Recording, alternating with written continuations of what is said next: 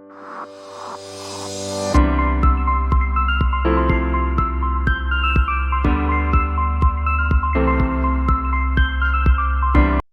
right. Good afternoon, ducks. To those viewing and listening today on 3 to 4 Minutes with a Duck, we have Captain Michael Lavoie.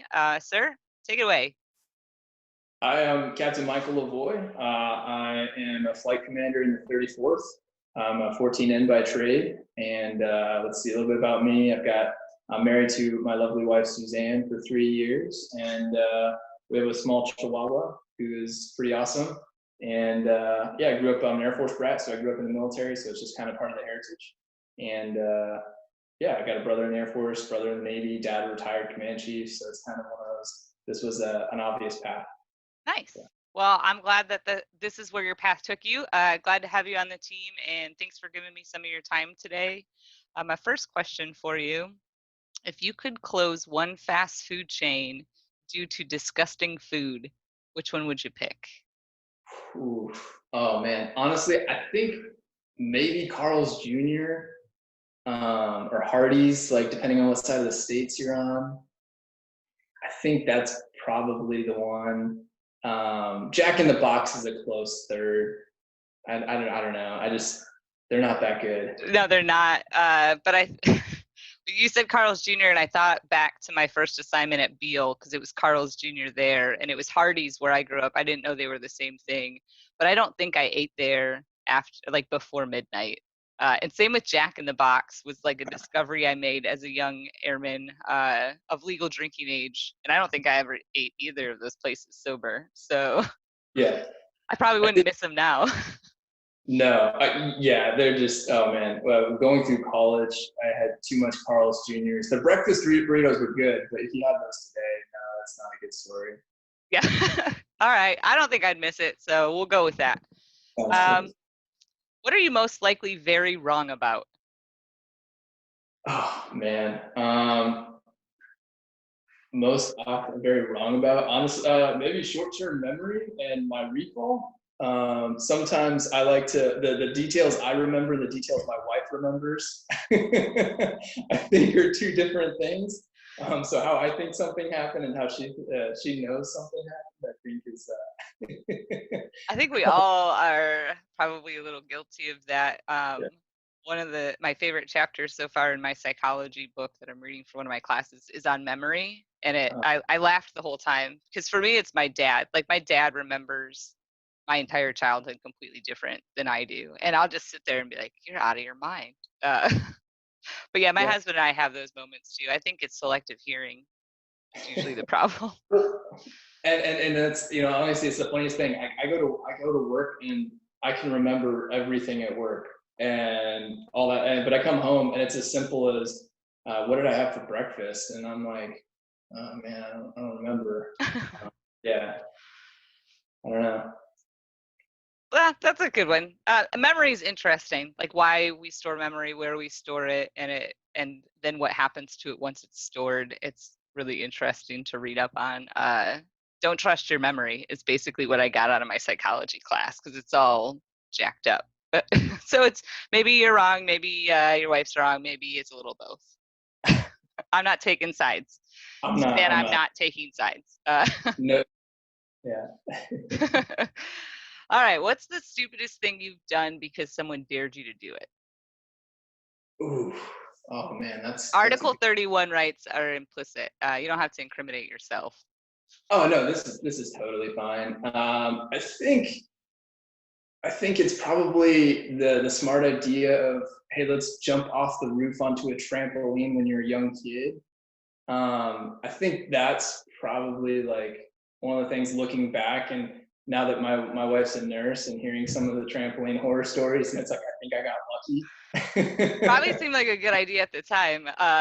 And you Yeah. say you got lucky, so that cancels out my follow-up question of any serious injuries or trip to the hospital. Not for that one. No, not at all. I think so. This is when I was way too young to really recall this, but I've got a scar on my chest from my mom was, I was like a toddler, and my mom had just finished making some food, and I wanted to crawl up to see if it was done, and it was an electric burner. So like I crawled up and and I have a nice little scar on Branded yourself. she says after that though, I went back straight to playing. She's like, it never happened and stuff. So I think that, yeah, the things I don't remember, it's like, yeah, maybe that's a bad idea. But yeah, no, I got lucky. Good. My daughter broke her arm on a trampoline, not jumping from a roof. She was just like in a bundle of people and fell off. Even though we had the safety net, she like fell out the entry. So that was one of the two broken arms that she's had. I there's a lot of stupid things I think I did as a kid, and I don't know that I had to be dared to do most of them. I think I probably Yeah. just did it on my own. What was it? We had playing paintball in high school, trying to be like, like that tough guy. You're standing on one side of the forest and somebody's on the other, and you got all the brush. And there was one game we played where like I could see where the last two people left, and I'm like, what? You can't hit me. And it was the perfect storm. You just watch this paintball, and it goes through one gap, and it goes through the next gap, and then all of a sudden it's like, fuck, and Oh, like it's more of those like you're shocked that it actually hit you, and yeah, it didn't hurt that bad after the fact because I was it's more probably more shock, I guess, like and knocking your windpipe probably made your life flash before your eyes real quick. That and made you rethink your words. All right, if you could make a 20-second phone call to yourself at any point in your life, present or future, when would you call and what would you say? Oof, that's a good question. I don't know. I think it would have to be I think future me calling me before like something big's gonna happen. So we go like Back to the Future style and just like make the big bet and right and then be like, hey, you had this opportunity. I think there we go. I think it was on my 18th birthday in Washington.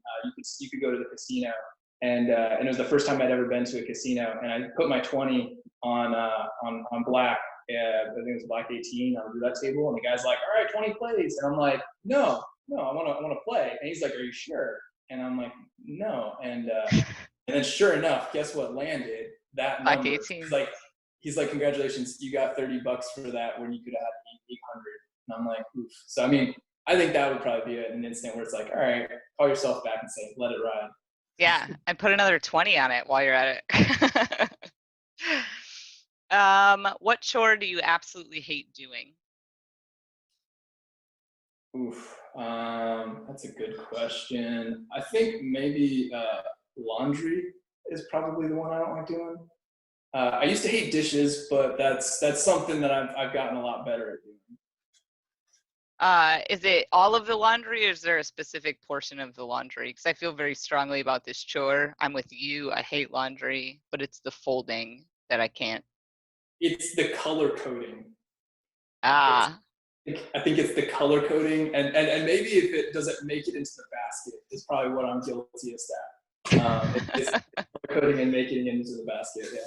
is your wife watching? Are you? Yeah. Does she hear you talking about laundry?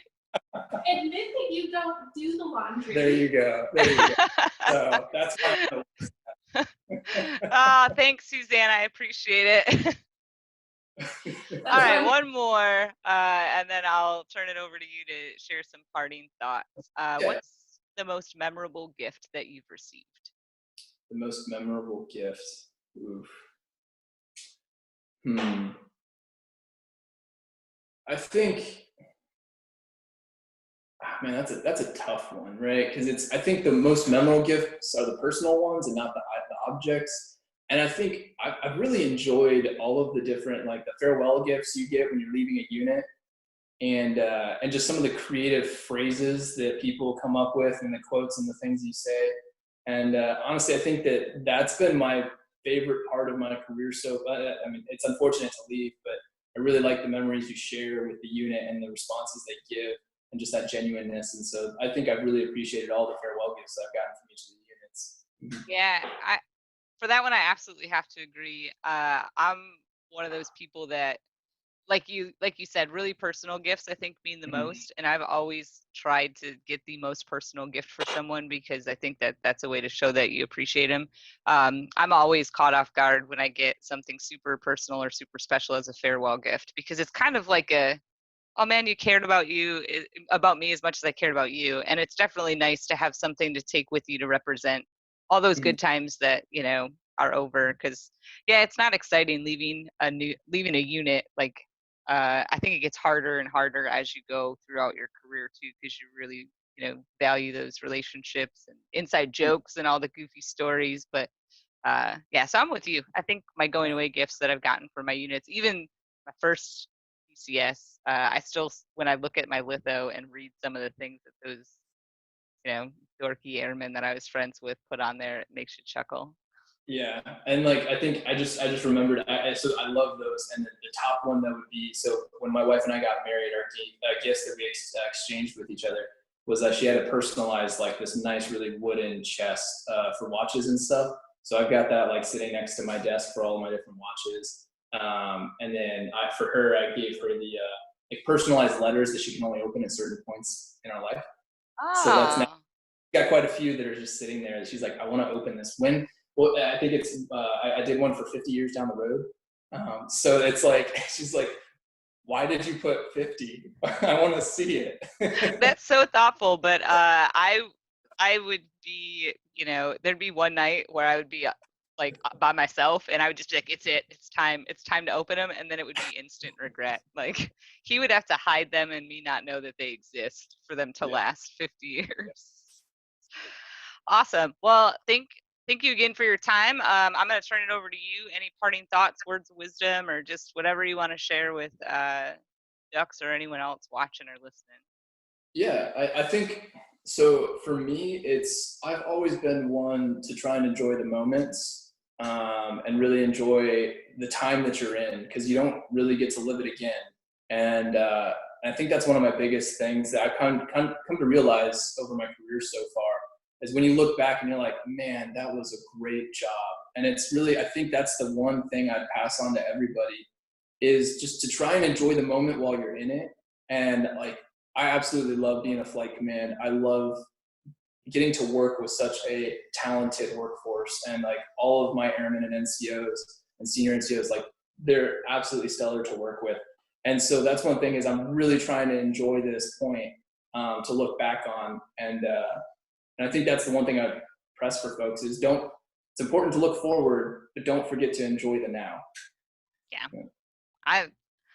Spot on. You said it really well, because I think we get caught up sometimes in the busy day-to-day, and then, like you said, looking forward. We're always planning for what's next, career progression, life plans, and then, yeah, you find yourself looking back and saying, man, that was a really good time in my life. So I like it, sir, and I appreciate those words, and thanks for joining us today, and I hope you have a wonderful day. Absolutely. Thanks for inviting me. This was fun. Yep. So good day. Have a good one, sir.